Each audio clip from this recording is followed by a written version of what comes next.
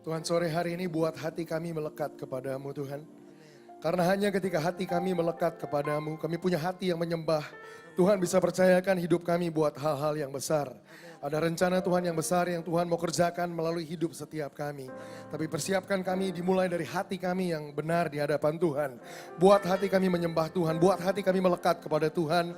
Agar melaluinya Tuhan bisa percayakan kami hal-hal yang besar itu. Itu sebabnya sore hari ini Tuhan kami juga berdoa di tempat ini. Tambahkan kepada pengertian yang kami terima minggu lalu, satu pengertian yang baru sore hari ini. Supaya kami bisa bertumbuh dalam Engkau, supaya kami bisa bertumbuh secara spesifik di area keuangan kami. Ini waktunya Tuhan, di mana Tuhan sedang bangkitkan satu generasi yang baru, generasi yang Tuhan siap percayakan hal-hal yang besar melalui hidup mereka. Agar melalui kekayaan dan kemakmuran yang Tuhan percayakan kepada mereka, mereka akan pergunakan itu untuk merubah komunitas mereka. Mereka pergunakan itu merubah kota dan bangsa di mana Tuhan tempatkan mereka. Tuhan, aku berdoa Tuhan ada pengurapan Tuhan, ada hikmat Tuhan. Dan ada pewahyuan Tuhan yang terbuka, terlepas di tempat ini. Buat kami bisa tangkap pewahyuan yang baru dari Tuhan yang mengubah hidup kami, mengubah cara kami hidup dan merubah perilaku kami. Dan melaluinya Tuhan ada berkat-berkat yang baru yang kami akan alami dalam hidup kami. Di dalam nama Tuhan Yesus kami berdoa dan bersyukur sore hari ini. Yang percaya sama-sama katakan amin. Amin. Amin. Amin. Silahkan duduk saudara. Shalom, selamat siang semua. Gimana kabarnya siang ini? Senang sekali saya bisa datang ke sini lagi sesudah minggu lalu. Boleh saya tahu dulu minggu lalu yang ikut apa yang saya bagikan, apa yang saya ajarkan, boleh saya tahu? Boleh angkat tangan?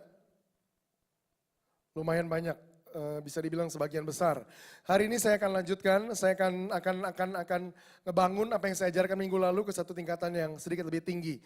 Jadi saudara yang minggu lalu nggak datang, yang minggu lalu nggak hadir, ada baiknya saudara bisa mungkin lihat ringkasan khotbahnya atau saudara bisa pesan khotbahnya. Supaya saudara ngerti gimana hubungkan dari apa yang kita belajar minggu lalu dengan hari ini. Nah hari ini untuk saya mau mulai dengan, saya mau kutip satu ayat. Hosea pasal yang keempat, ayat yang ke-6. Adalah ketika Tuhan ngomong mengenai bangsa Israel, tapi melalui satu orang nabi, yaitu Nabi Hosea. Dan Tuhan bilang begini tentang bangsa Israel kepada Nabi Hosea. Tuhan bilang sama Hosea, Hosea, umatku binasa karena tidak mengenal Allahnya. Itu bahasa Indonesianya. Bahasa Inggrisnya, kata-katanya agak sedikit lebih tepat. Bahasa Inggrisnya bilang gini, my people are destroyed, umatku hancur. Kata hancur dengan kata binasa itu kata yang sama.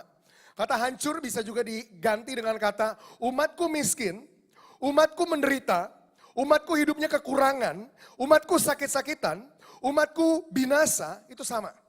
Jadi kata hancur itu di dalamnya mengandung semua itu. Umatku hancur, Tuhan ngomong sama Hosea, umatku hancur, alasannya begini. My people are destroyed because of a lack of knowledge. Menarik. Tuhan bilang sama Hosea, Hosea, umatku hancur, ternyata alasannya begini. Alasannya bukan karena kurang doa, bukan karena kurang urapan, bukan karena kurang rajin ibadah, bukan. Tuhan ngomong ternyata umatku hancur karena mereka nggak punya pengetahuan. My people are destroyed because of a lack of knowledge. Tahukah saudara bahwa musuh terbesar orang Kristen itu bukan kemiskinan. Musuh terbesar orang Kristen bukan sakit penyakit. Bahkan saya ngomong, musuh terbesar orang Kristen bahkan bukan iblis. Siapa musuh terbesar orang Kristen? Musuh terbesar orang Kristen adalah kebodohan. Tidak punya pengetahuan. Ada kuasa yang lebih besar, yang lebih hebat, yang lebih punya kuasa dibandingkan iblis yang bisa hancurkan hidup kita. Makanya Tuhan bilang begini, umatku binasa, umatku hancur bukan karena iblis, bukan. Umatku hancur karena mereka nggak punya pengetahuan.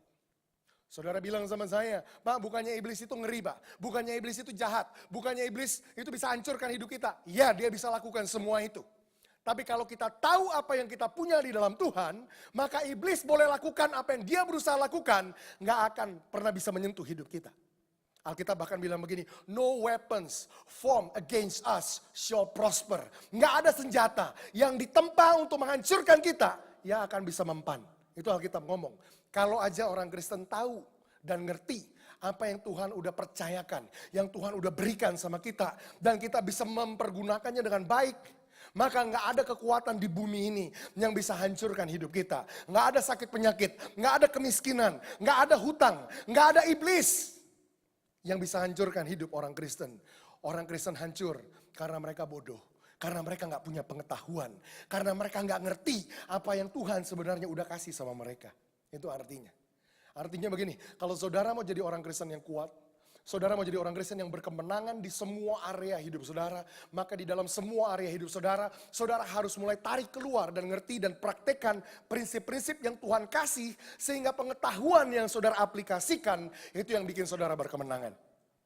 Yesus ngomong di ayat yang lain, Yohanes 8 ayat 32. Yesus bilang begini, dan kamu akan mengetahui kebenaran, dan kebenaran itu akan memerdekakan kamu. Dengan kata lain, kebenaran yang tidak kita tahu, tidak akan pernah memerdekakan hidup kita. Saudara boleh jadi punya kebenaran di tangan saudara, saudara pegang Alkitab dan saudara bilang, Pak, saya punya kebenaran. Kebenaran ini akan memerdekakan saya. Saya bilang, belum tentu. Alkitab nggak bilang kebenaran akan memerdekakan kita. Alkitab bilang begini, dan kamu akan mengetahui kebenaran, dan kebenaran itu, kebenaran yang mana? Yang itu, yang mana yang itu? Yang kamu tahu, itu yang akan memerdekakan kamu. Dengan kata lain, kebenaran yang kita nggak tahu, nggak akan memerdekakan kita. Prinsipnya sama, umat Tuhan hancur, binasa, miskin, sakit-sakitan, alasannya simpel. Karena mereka nggak punya pengetahuan. Jadi kalau kita mau bertumbuh di semua area hidup kita, apakah dalam area hubungan kita sama Tuhan, area keuangan kita, area pekerjaan kita, area hubungan kita, area keluarga kita, di dalam semua area hidup kita mau bertumbuh, maka dimulai dari sini, gain knowledge. Di kitab Amsal bahkan dibilang begini, in all that you gain, dalam semua hal yang kamu dapatkan dalam hidup, gain knowledge, dapatkan dulu pengertian, dapatkan dulu pengetahuan. Ini introduction aja. Hari ini saya nggak datang untuk ngajar ini, tapi saya mau saudara ngerti betapa pentingnya kita belajar prinsip-prinsip Alkitabiah untuk apapun yang kita berusaha terapkan dalam hidup. Jangan cuma jalan hidup, jalan begitu aja, enggak. Karena umat Tuhan hancur karena nggak punya pengetahuan. Makanya saya mau ajak kita hari ini untuk tambahkan pengetahuan kita, pengertian kita, understanding yang kita punya. Sekali lagi di area yang spesifik, yaitu area finance. Minggu lalu kita mulai di sesi yang, katakanlah sesi yang pertama, tingkatan level yang pertama, kita bicara minggu lalu tentang 2 pillars of financial breakthrough. 2 pilar terobosan keuangan. Saya bilang begini, kalau saudara mau punya keuangan yang solid, yang kuat dalam hidup saudara, maka saudara harus punya 2 pilar ini. Kokoh berdiri dalam hidup saudara. Pilar yang pertama apa ingat? The power of partnership. Saudara harus belajar menjadikan Tuhan sebagai mitra saudara. Kenapa? Alkitab bilang gini, kalau Tuhan ada di pihak saya, siapa yang bisa jadi lawan saya? Kalau saudara bisa belajar menjadikan Tuhan mitra saudara di area keuangan saudara, maka area keuangan saudara akan solid, akan kuat, akan teguh. Nggak ada yang bisa kutak-atik. Itu yang pertama. Tapi kemudian kita belajar pilar yang kedua, yang saya sebut the power to create your future. Kuasa untuk menciptakan masa depan kita. Dan statement yang saya kasih minggu lalu, tahukah saudara bahwa kepada kita Tuhan berikan kuasa atau kemampuan untuk menentukan masa depan kita sendiri. Terutama di area keuangan.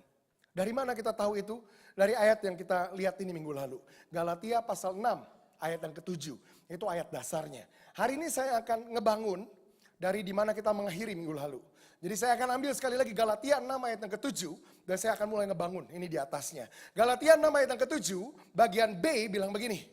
Apa yang kamu tabur itu juga yang kamu tuai. Dengan kata lain Tuhan kasih kita kemampuan, Tuhan kasih kita kuasa untuk menentukan tuaian kita sendiri. Alkitab bilang apa yang kamu tabur itu yang kamu tuai. Tuhan gak bilang apa yang Tuhan siapkan itu yang kamu tuai. Enggak.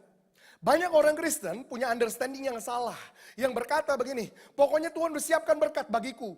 Aku tinggal perlu tunggu aja sehingga berkat itu akan aku terima. Enggak begitu cara kerjanya. Alkitab enggak bilang apa yang aku siapkan itu yang kamu tuai. Enggak. Tapi Alkitab bilang begini, apa yang kamu tabur itu juga yang kamu tuai. Dengan kata lain, kita yang harus bertindak di posisi awal dalam memasukkan taburan kita sehingga Tuhan bisa menciptakan tuaian buat hidup kita.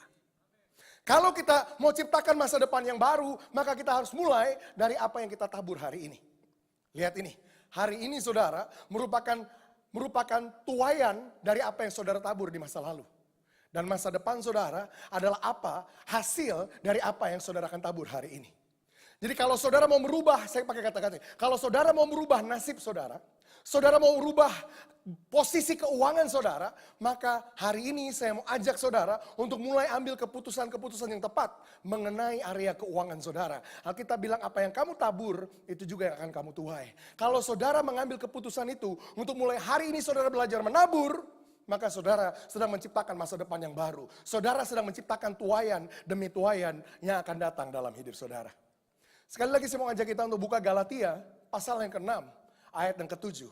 Minggu lalu saya ingat persis, saya belum punya waktu untuk jelaskan bagian ini. Galatia 6 ayat yang ke-7 adalah satu surat, Galatia itu satu surat yang ditulis oleh Rasul Paulus buat jemaat di Galatia. Dan di Galatia 6 ayat yang ke-7, dalam surat Paulus ini, Paulus bilang begini sama jemaat di Galatia. Paulus bilang, jangan sesat, Allah tidak membiarkan dirinya dipermainkan. Karena apa yang ditabur seseorang, itu juga yang dituainya. Coba-coba lihat surat ini. Menarik sekali dan bahkan saya perlu bilang mengerikan sekali. Kenapa belum apa-apa mulainya udah langsung, jangan sesat. Jangan sesat. Ngeri banget. Ngebuka kata, ngebuka kalimat, jangan sesat. Kenapa nih? Artinya, secara implikasi, ketika dia bilang, jangan sesat. Artinya ada kemungkinan, ada possibility bahwa orang-orang ini sedang tersesat. Benar? Jangan salah belok. Artinya apa? Ada kemungkinan orang ini bisa salah belok. Makanya dikasih warning. Jangan sesat.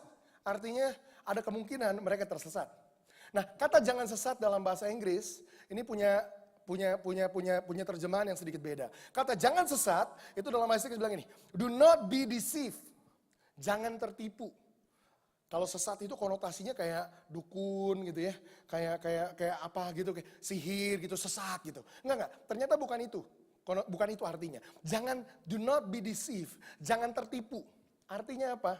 Ada kemungkinan orang-orang percaya waktu itu, yang saya percaya bahkan sampai hari ini, ada kemungkinan kita nih mempercayai sama yang namanya satu kebohongan, satu penipuan. Makanya Paulus mulai dengan kata-kata, jangan tertipu. Artinya kemungkinan banyak orang yang tertipu.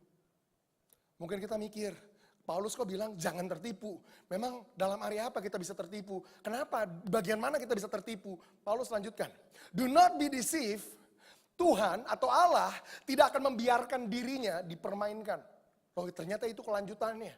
Artinya begini, ada orang-orang yang katakanlah tertipu, yang menyebabkan mereka itu bisa berpikir bahwa mereka bisa mempermainkan Tuhan. Makanya dibilang Allah tidak akan biarkan dirinya dipermainkan. Kemudian dia lanjutkan lagi dengan bilang, karena apa yang ditabur seseorang, itu juga yang dituainya. Saya mau cerita.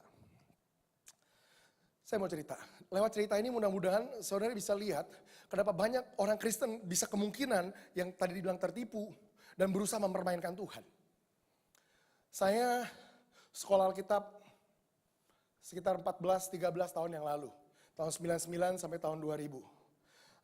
Gembala saudara di sini, Charlie ini kakak kelas saya. Jadi saya adik kelas dia, juniornya dia. Di sekolah Alkitab, waktu kita sama-sama di sekolah Alkitab, salah satu bagian yang dimana kita harus lakukan waktu itu, kita harus dikirim untuk praktek lapangan. Dikirimlah ke pedalaman, ke pedesaan. Nggak tahu, you dulu dikirim kemana bro? Nggak dikirim? Oh enak banget. Saya masuk ke hutan Kalimantan, saya masuk ke pedalaman Sumatera Utara. Bukan di kotanya di Medan, bukan dari Medan masih 8-9 jam. Masuk benar-benar ke pelosok yang bawahnya tanah liat, gedung gerejanya itu gubuk. Kalau kita kebaktian di dalam situ, sambil kebaktian nyanyinya sambil doa juga agar angin kencang itu nggak meniup sampai rubuh itu bangunan. Benar-benar begitu minim, begitu sederhana. Nah, saya mulai belajar prinsip-prinsip ini ketika saya ada di tempat-tempat ini. Satu kali saya ada di pedalaman Kalimantan, ingat lantainya tanah merah, orang-orang beribadah di situ benar-benar sederhana, benar-benar miskin, benar-benar nggak punya apa-apa. Dan di dalam keadaan yang kayak begitu, saudara tahu gimana prosesinya kebaktian, ada nyanyi-nyanyi, kemudian saya khotbah, sesudah khotbah seperti biasa ada persembahan diedarkan. Nah kejadiannya di sini, ketika persembahan mulai diedarkan, kemudian persembahan dibawa ke depan, gembalanya mulai naik ke atas, dan gembalanya mulai berdoa. Dan doanya ini yang saya dukung. Dia mulai berdoa begini, Tuhan Berkati Tuhan setiap tangan-tangan yang memberi hari ini. Dalam hati saya lihat orang-orang ini begitu minim, begitu miskin, begitu menyedihkan. Kondisi hidupnya begitu parah. Dalam hati saya begitu tulus, jujur. Saya bilang, Tuhan, iya Tuhan. Berkati mereka Tuhan, kesian mereka. Mereka begitu miskin, mereka gak punya apa-apa. Tolong mereka, berkati mereka Tuhan. Udah, kemudian gembalanya lanjutkan lagi. Gembalanya bilang, Tuhan hari ini juga berkati Tuhan. Setiap tangan-tangan yang belum bisa memberi, supaya lain kali mereka bisa memberi. Kemudian di situ saya di kursi saya berdoa lagi sama Tuhan dalam hati. Iya Tuhan, benar juga Tuhan. Apalagi yang belum bisa memberi hari ini Tuhan. Mereka lebih miskin pasti daripada yang gak memberi. Tuhan berkati juga tangan-tangan yang belum bisa memberi. Supaya lain kali bisa memberi. Kedengarannya rohani banget ya. Kedengarannya bagus banget doanya. Dan doa itu tulus benar dari dalam hati. Ketika saya bilang iya Tuhan berkati Tuhan tangan-tangan yang belum bisa memberi hari ini. Tiba-tiba saya dengar suara yang saya yakini itu Tuhan ngomong. Dan tiba-tiba Tuhan bilang begini, gak bisa. Itu suara rasanya pengen saya tengking, tapi di sisi yang lain saya tahu itu Tuhan yang ngomong. Saya mulai berpikir, maksudnya apa nih? Saya mulai cek lagi, Tuhan. Barusan Tuhan ngomong ya, Tuhan bilang, iya. Tuhan jelaskan Tuhan, maksudnya apa? Tuhan bilang, yang mana? Yang tadi Tuhan. Tuhan bilang, kamu doa apa? Saya ulangin lagi. Ya saya doa Tuhan, Tuhan tolong Tuhan berkati Tuhan setiap tangan-tangan yang memberi hari ini. Berkati hidup mereka. Tuhan bilang, iya aku berkati mereka. Terus kamu doa apa lagi Tuhan bilang? Ya saya doa lagi Tuhan. Tuhan berkati juga Tuhan tangan-tangan yang belum bisa memberi. Kesian mereka Tuhan, pasti mereka lebih kurang lagi, lebih minim lagi, lebih miskin lagi. Sampai-sampai gak bisa beri, berkati dong mereka. Tuhan bilang, gak bisa. Kok gak bisa Tuhan? Problemnya di mana Tuhan? Tuhan gak kesian ya? Tuhan gak sayang ya? Terus kata-kata ini muncul pertama kali. Tuhan bilang begini, jangan sesat. Jangan sesat, jangan tertipu. Banyak kita tertipu dengan segala macam pemikiran-pemikiran ini yang kedengarannya bagus tapi belum tentu alkitabiah. Saya kasih contoh beberapa di antaranya nanti. Tapi bukan cuma itu, Tuhan bilang begini, jangan sesat, jangan tertipu. Kenapa Tuhan? Terus Tuhan bilang lagi, aku gak akan biarkan diriku dipermainkan. Nggak tahu gimana caranya, apa yang ada di dalam pikiran kita. Apakah kita berpikir, waktu kita nangis, memohon, memelas, mengemis sama Tuhan, tolong Tuhan. Kita berpikir, kita bisa buat Tuhan melanggar firman-Nya sendiri. Karena dia kesian sama doa kita. Kita lagi ngapain? Kita lagi berusaha mempermainkan Tuhan. Iya Tuhan, saya tahu Tuhan. Mereka memang gak nabur Tuhan. Tapi kan kesian Tuhan. Apa kata kita bilang kesian, kita nangis. Iya benar juga ya, kesian mereka. Ya udah deh, kali ini aku langgar juga gak apa-apa firmanku. Biarpun mereka gak nabur, biar mereka nuai. Bisa gak? Saudara bisa lihat, there is an underlying principle. Ada prinsip yang mendasar. Yang mengatur area keuangan. Makanya Alkitab di ayat ini diakhiri dengan begini. Karena apa yang ditabur seseorang itu juga yang dituainya. Tuhan nggak akan dengan cara apapun dan bagaimanapun mengizinkan dirinya melanggar firman-Nya sendiri. Cuman gara-gara kita mengemis dan memelas sama dia. Ketika dibilang jangan sesat atau jangan tertipu, entah gimana banyak orang Kristen berpikir kalau kita makin mengemis dan makin memelas, makin memohon, makin mengais-ngais sama Tuhan, Tuhan bisa berkati kita padahal kita gak lakukan firman-Nya. Kita gak pernah nabur. Saya bilang gak bisa. Gak bisa. Bagian jangan tertipunya itu bagian itu. Ada orang-orang yang belajar begini. Saudara, kalau saudara mau kaya intim sama Tuhan, tunjukin sama saya hari ini ayatnya. Di mana ada ayat yang bilang, barang siapa intim kepada Tuhan, dia akan kaya. Tapi somehow kita terima itu dan percaya itu sebagai kebenaran. Yang kita bilang, jangan tertipu.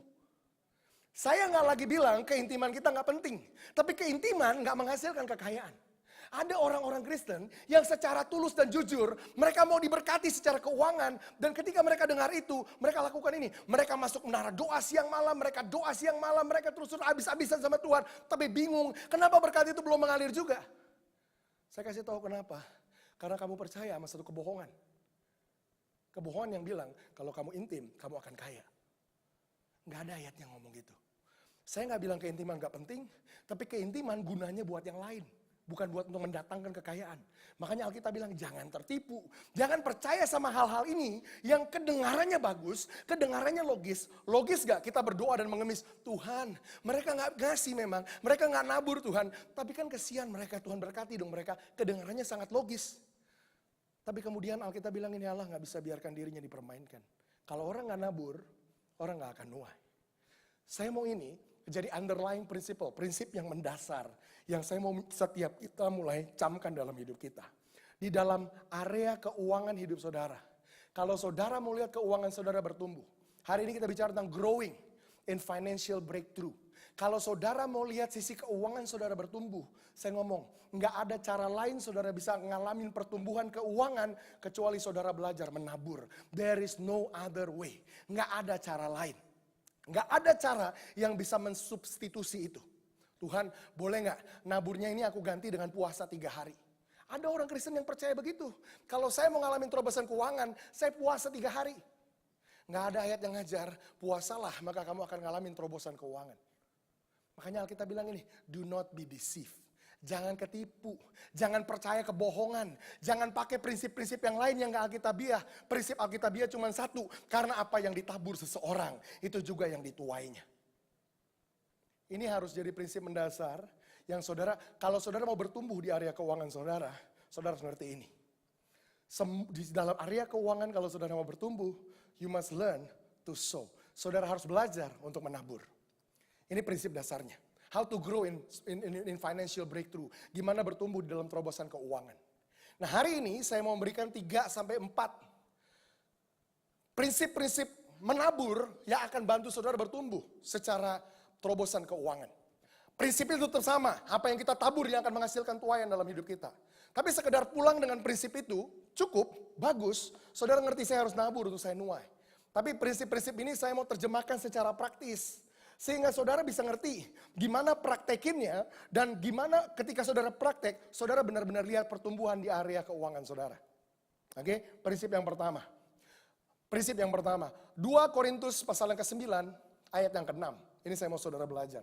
2 Korintus pasal yang ke-9 ayat yang ke-6. Kalau saudara mau bertumbuh di area keuangan saudara, maka yang pertama di area nabur ini yang saudara harus belajar. You must learn to increase your sowing to increase your harvest. Saudara harus belajar untuk tambahkan taburan saudara supaya tuaian saudara pun bertambah. 2 Korintus pasal ke-9 ayat yang ke-6 disebutkan ini kata-katanya. Camkanlah ini, artinya begini, pay attention to this, perhatikan ini, artinya ini prinsip yang penting. Sampai ada kata-kata camkanlah ini, perhatikan ini dengan baik. Orang yang menabur sedikit akan menuai sedikit juga. Dan orang yang menabur banyak akan menuai banyak juga. Bilang sama-sama banyak juga. Kalau saudara mau mulai menghasilkan tuaian yang banyak dalam hidup saudara, maka saudara harus belajar untuk nabur banyak. Minggu lalu saya ngomong ini sedikit. Saya bilang Tuhan bukan cuma kasih kita kemampuan untuk menentukan masa depan kita sendiri, tuaian kita sendiri, tapi lebih jauh lagi.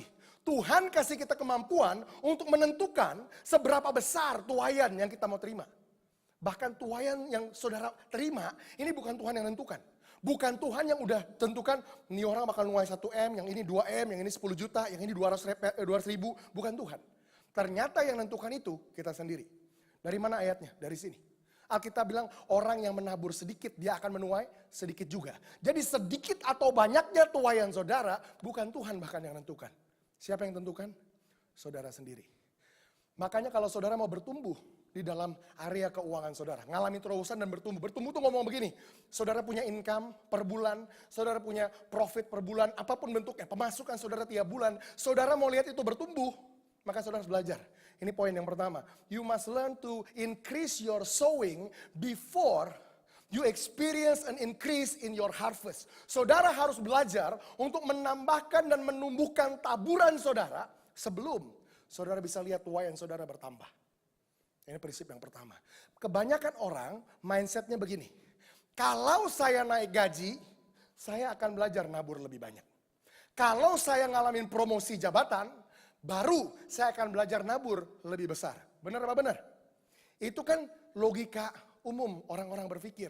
Ya dong Pak, kalau income saya makin gede, ya saya akan belajar ngasih juga makin banyak. Tapi logika Alkitab nggak ngomong begitu. Alkitab bilang apa yang kamu tabur itu yang kamu tuai. Dengan kata lain, tuaian saudara sekedar merupakan produk. Sekedar merupakan hasil dari sebab, yaitu saudara menabur lebih. Saudara nggak akan dapatkan tuaian lebih kalau saudara nggak belajar nabur lebih. Kita berpikir, kalau aku nuai lebih, aku akan belajar nabur lebih. Tuhan berpikir, kalau kamu nabur lebih, aku akan bikin kamu tuai lebih. Kita berpikir gini, kalau komisi keluar, saya akan nabur. Tuhan berpikir gini, kalau kamu nabur, saya punya alasan untuk bikin komisi kamu keluar. Ketika kita sekedar gantungkan taburan kita dari berapa yang kita dapatkan, kita punya finance gak akan bertumbuh. Kenapa? Kita punya finance akan fluktuatif. Kita lagi serahkan hidup kita di tangan yang namanya nasib. Kalau keadaan lagi baik, ya aku naburnya juga lumayan baik. Keadaan lagi buruk, ya Tuhan ngertilah aku nabur juga buruk. Hidup kita lagi-lagi diatur sama economic system of our surrounding. Sistem ekonomi dari sekitar kita. Tapi saudara bisa punya keuangan yang solid, yang konsisten, yang bertumbuh secara progresif kalau saudara bisa secara konsisten set taburan saudara sendiri. Dan saudara bisa naikkan sendiri. Saudara bisa set sendiri. Karena apa yang saudara tabur, itu yang saudara tuai. Bukan apa yang dunia kasih sama saudara, apa yang bos kasih sama saudara, apa yang keadaan ekonomi kasih sama saudara, bukan. Tapi apa yang saudara tabur, itu yang saudara tuai. Beberapa tahun yang lalu, ketika saya mulai belajar prinsip-prinsip ini, saudara harus ngerti begini. Saya ini hamba Tuhan full. Saya nggak punya bisnis, saya nggak punya perusahaan, saya nggak punya gitu semua. Saya mengembalakan satu jemaat yang sampai hari ini policy saya di jemaat yang saya gembalakan. Saya tidak terima persembahan kasih, saya tidak terima gaji, saya tidak terima uang dalam bentuk apapun dari jemaat saya. Artinya gini, saya nggak dikasih makan sama jemaat saya. Bukan mereka nggak mau, oh mereka mau. Bukannya saya nggak berhak, oh saya berhak. Tapi itu policy yang saya ambil karena conviction yang Tuhan kasih. Tuhan bilang, bisa nggak kamu keep diri kamu pure? Bahwa kamu nggak perlu terima apa-apa dan percaya bahwa aku bisa pelihara kamu. Bisa Tuhan. Ya udah. Itu saya bangun hidup saya dengan kayak begitu.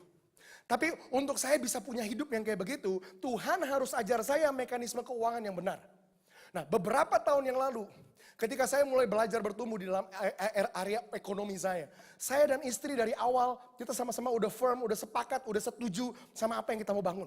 Kita percaya bahwa Tuhan adalah sumber yang akan memberkati hidup kita. Dan kita akan mempercayakan hidup kita di dalam tangan Tuhan yang udah kasih prinsip-prinsip ini untuk kita bertumbuh.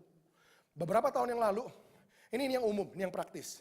Entah kenapa, mau itu pendeta, mau itu jemaat, saudara kita semua itu entah gimana punya satu jumlah yang saya bilang jumlah latah. Jumlah latah itu apa? Setiap kali ada tantangan, ayo saudara kita mau memberikan yang terbaik buat Tuhan. Jumlah latah itu begini, saudara kan gak mikir lagi berapa yang saudara mau kasih, benar apa benar? Saudara udah tahu setiap minggu juga saya kasih segitu. Atau rata-rata setiap kali saya kasih segitu. Kecuali ada kepepet, waduh benar-benar gak ada, saudara kurangin. Tapi sebanyak sisanya, saudara udah tahu jumlah yang umum saudara mau kasih. Benar kan? Kita punya itu saya sebutnya jumlah latah. Beberapa tahun yang lalu Tuhan mulai ngajarkan begini sama saya. Ini udah lama, udah lama, udah 10 tahun yang lalu kali. Tuhan mulai ajarkan ini sama saya. Tuhan bilang begini, tiba-tiba satu hari Tuhan ngomong sama saya. Mulai hari ini, semua persembahan yang nongol di depan kamu, artinya setiap kali ada tantangan persembahan, Tuhan bilang gini, mulai hari ini kamu double angka tadi. Angka yang mana? Angka latahnya. Yang angka latah misalnya sejumlah sekian. Tuhan bilang mulai hari ini mau persembahan dalam bentuk apapun, mau itu cool, mau itu KKR besar, pokoknya double jumlahnya.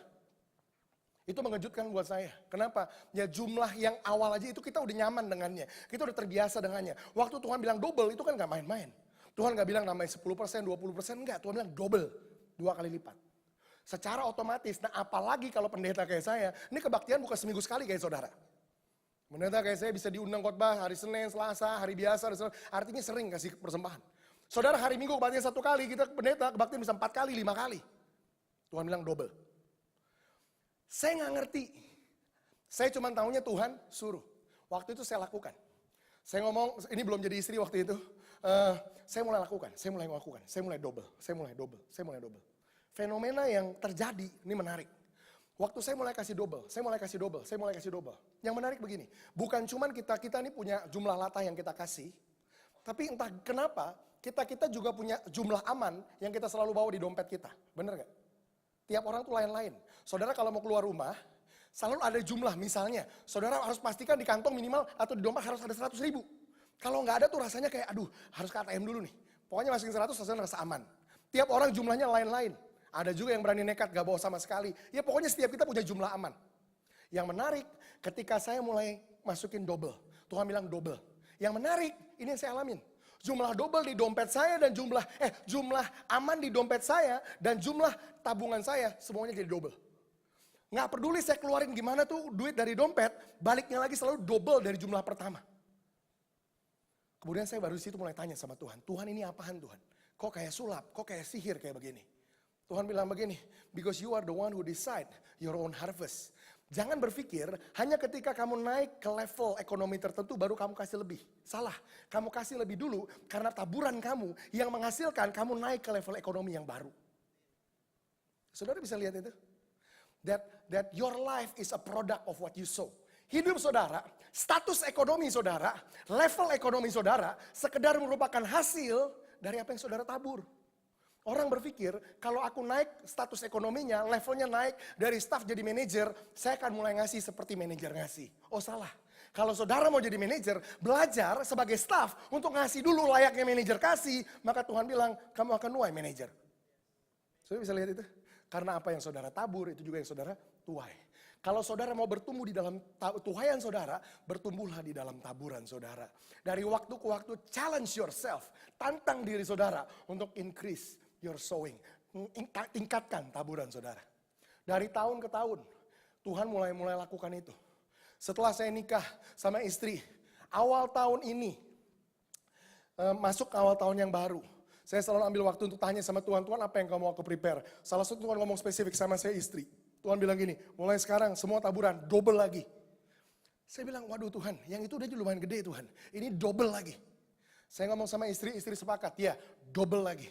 Saudara gak akan bisa duga dan pikir dan gimana ceritanya, semuanya jadi double. Semuanya jadi double. Ingat, saya gak ada supporter, gak ada orang penyandang dana, segala macam, no, gak ada. Saya hidup seperti saya hidup sebelumnya.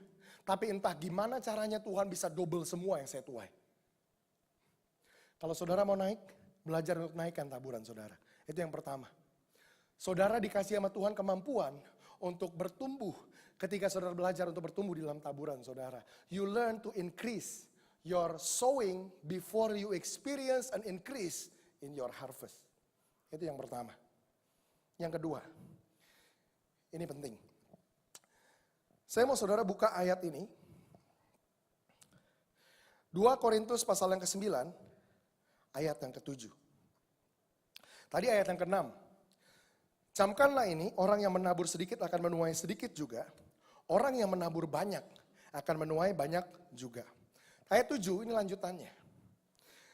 Paulus lanjutkan dengan bilang begini, hendaklah masing-masing memberikan menurut kerelaan hatinya. Jangan dengan sedih hati atau karena paksaan. Sebab Allah mengasihi orang yang memberi dengan sukacita. Ada power yang dahsyat juga di dalam prinsip ini. Tadi yang pertama saudara belajar untuk increase your sowing to increase your harvest. Yang kedua, learn to sow your seed with joy. Belajar untuk taburan saudara dengan sukacita, dengan kerelaan hati. Apa itu? Saya ngomong beberapa poin aja di sini. Belajar untuk nabur dengan sukacita. Saudara bilang gini, gimana caranya Pak? Saya ditantang untuk nabur, kok suruh sukacita? Apalagi tadi poin yang pertama, saya diminta untuk belajar, tambahkan taburan saya. Increase my sowing. Gimana bisa sukacita? Makin sedih iya. Kenapa? Karena kita punya mindset yang salah tentang apa itu taburan. Kebanyakan orang lihat menabur sebagai begini, uang yang hilang dari saya. Uang yang lepas dari tangan saya.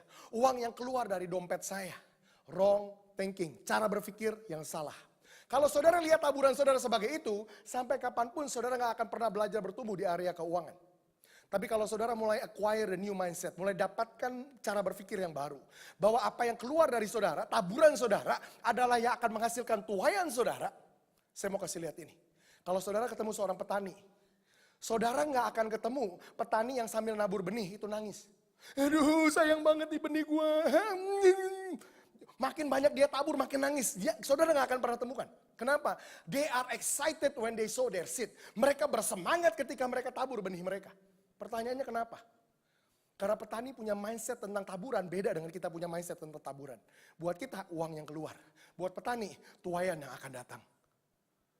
Setiap benih yang dia masukkan, yang dia lihat bukan yang hilang dari tangan dia. Yang dia lihat tuaiannya yang berlipat-lipat yang akan datang ke dalam hidupnya.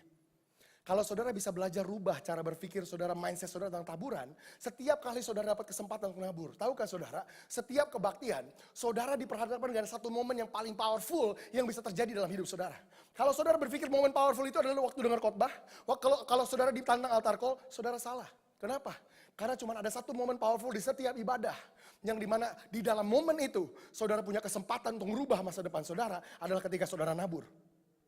Setiap kali saudara nabur, jangan cuma lewatin itu sebagai satu prosesi atau sebagai satu liturgi yang buat nutupin listrik, buat salah cara berpikirnya. Setiap kali saudara diperhadapkan dengan momen itu, saudara bisa nabur. Lihat itu sebagai opportunity yang Tuhan kasih untuk saudara bisa tentukan tuaian dalam hidup saudara.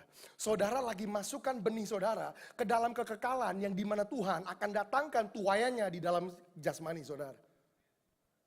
Saudara akan belajar menabur dengan sukacita ketika saudara belajar masukkan apa yang saudara tabur dengan pikiran, ini tuaian yang akan datang dalam hidup saya.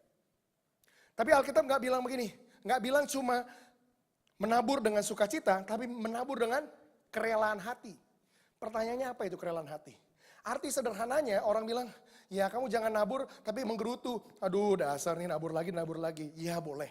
Tapi saya mau kasih tunjuk satu prinsip yang powerful dari namanya kerelaan hati. Saya mau ajak saudara, ini kata kerelaan hati. Jangan dengan sedih hati atau karena paksaan. Masing-masing memberikan dengan kerelaan hati. Apa itu kerelaan hati? Kita buka satu pasal sebelumnya. 2 Korintus 8, saya mau kasih lihat ini.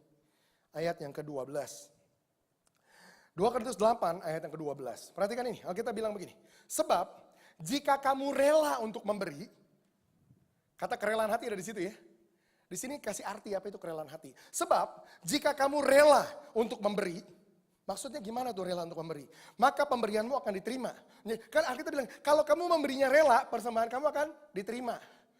Kondisinya begini, ini yang disebut kerelaan hati. Kalau pemberianmu itu, ini kerelaan hati ini. Kalau pemberianmu itu berdasarkan apa yang ada padamu, bukan berdasarkan apa yang tidak ada padamu.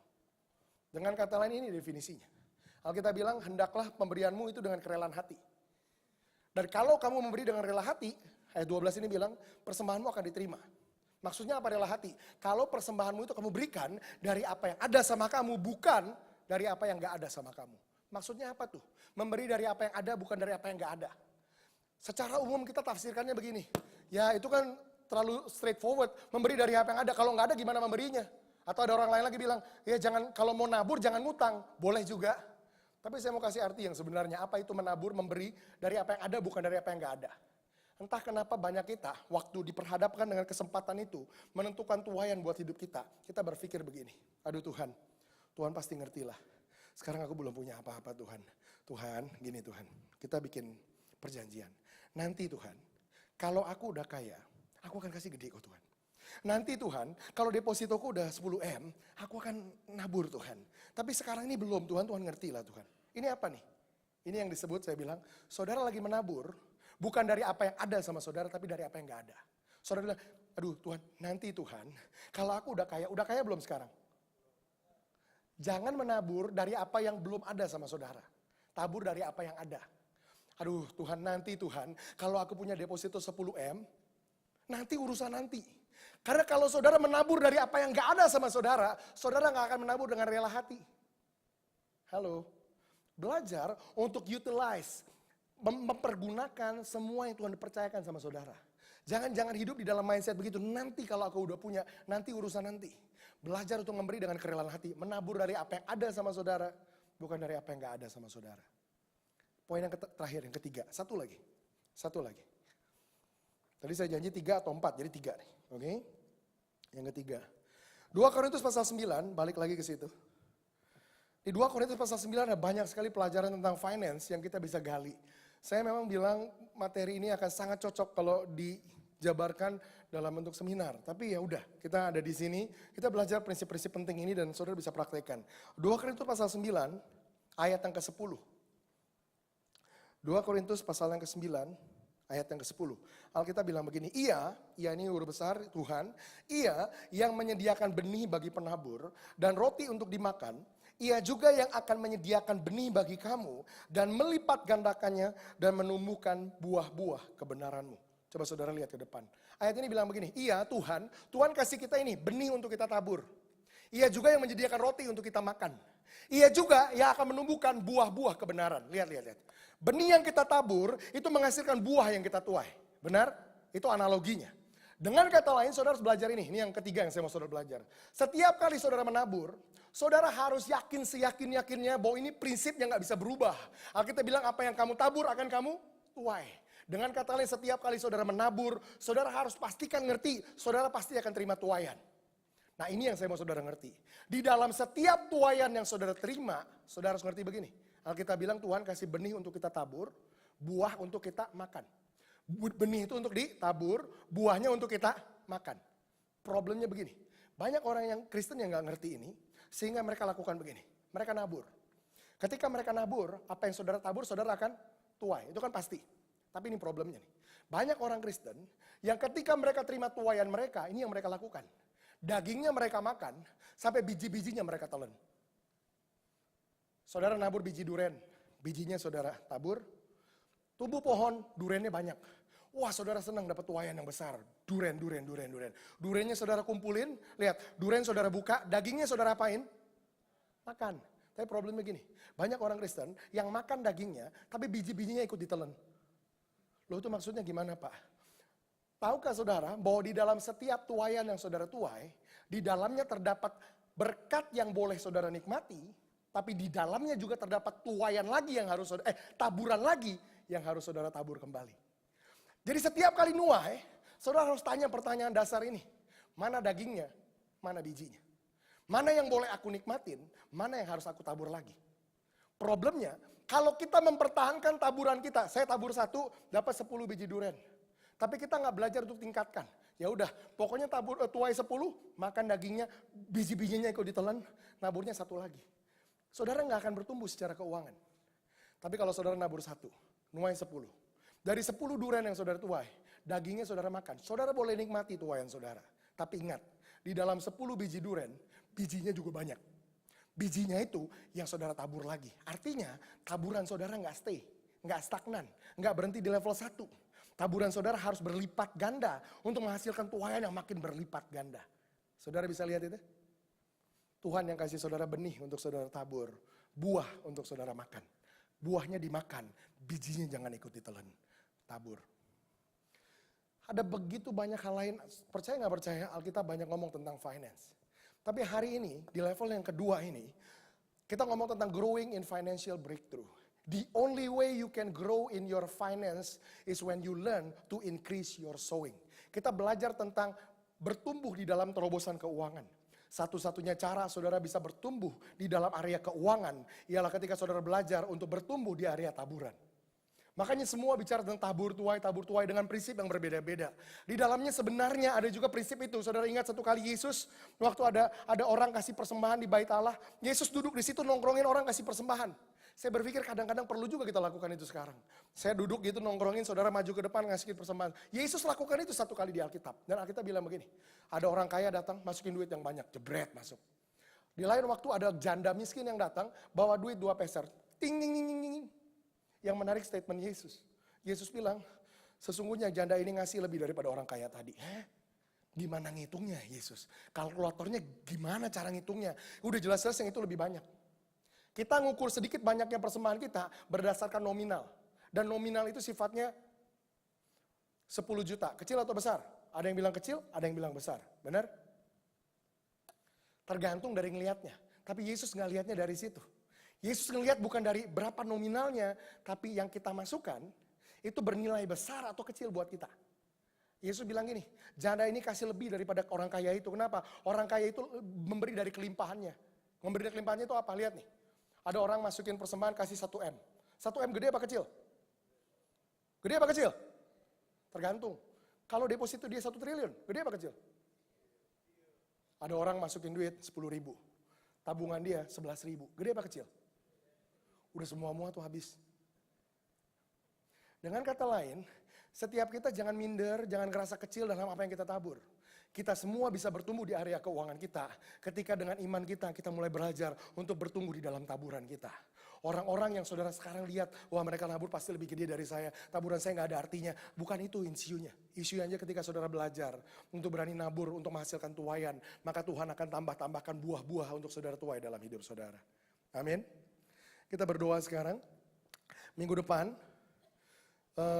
ada perubahan rencana, saya diminta untuk ngajar lagi minggu depan. Yang minggu depan ini saya mau saudara benar-benar siap-siap karena mereka minta saya masuk level ketiga. Level ketiga nggak lagi bicara tentang tabur tuai. Tabur tuai saya bisa ngomong 3 jam, 4 jam, 5 jam tabur tuai.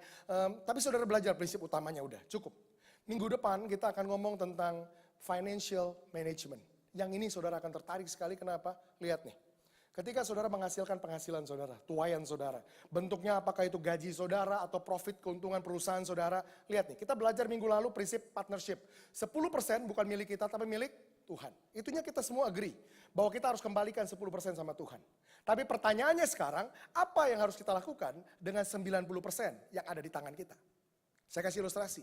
Ada orang yang per bulannya penghasilannya 1 juta, hidupnya cukup. Ada orang yang penghasilannya 30 juta 1 bulan, tetap rasanya kurang. Pertanyaan saya, berapa cukup? 1 juta atau 30 juta? Jawabannya bukan masalah 1 atau 30, tapi gimana ngelolanya. Kalau kita nggak bisa ngelola keuangan yang Tuhan percayakan dengan kita benar, maka nggak peduli Tuhan kasih tuaian berapa banyak pun, tuaian kita akan ludes, habis, nggak berbekas. Ya, saudara nabur, saudara nuai. Pertanyaannya, habis saudara tuai, saudara apain? Belajar mengelola tuaian kita akan bikin kita kelak di level keempat, kapan-kapan kita bisa belajar invest in the kingdom. Kita bisa belajar invest, bangun bisnis kita sendiri, perusahaan kita sendiri, jadi entrepreneur. Kalau kita belajar untuk bisa kelola finance kita di titik ini. Itu minggu depan. Yuk kita berdoa. Tuhan, kami bersyukur buat sore hari ini kami boleh datang dan dengar pengajaran ini, pengertian yang ditambahkan di dalam area keuangan hidup kami. Tuhan, aku berdoa Tuhan, supaya setiap jemaatmu di tempat ini, orang-orang percaya di tempat ini, mereka mulai ngerti dan mulai genggam prinsip ini erat dalam hidup mereka.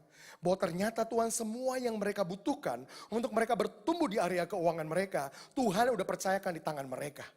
Bahkan Ulangan pasal 8 ayat yang ke-18 firman-Mu berkata, Tuhanlah yang memberikan kepada kami kuasa untuk menghasilkan kekayaan. The power to create wealth. Tuhan udah kasih kami kuasa itu. Tapi sama Tuhan dengan semua kuasa yang lain. Apakah itu kuasa kesembuhan, apa itu kuasa mujizat. Bahwa kuasa gak akan bekerja sebelum kami lepaskan kuasa itu. Tuhan tolong kami untuk melepaskan kuasa itu. Dengan tolong kami belajar untuk menabur lewat hidup kami. Apa yang ada di tangan kami ketika kami pegang saja gak akan menghasilkan tuaian. Tapi ketika kami belajar menabur apa yang Tuhan percayakan di tangan kami percaya apa yang kami tabur, itu juga yang akan kami tuai. Ketika kami mulai belajar tambahkan taburan kami percaya akan dapatkan tuaian yang juga bertambah dalam hidup kami. Tuhan kasih iman, kasih keberanian untuk setiap anak-anakmu di tempat ini, terutama orang-orang muda di tempat ini. Untuk mereka bisa mulai berani menabur di dalam ladang Tuhan, di dalam pekerjaan Tuhan, di dalam visinya Tuhan, di dalam goalnya Tuhan.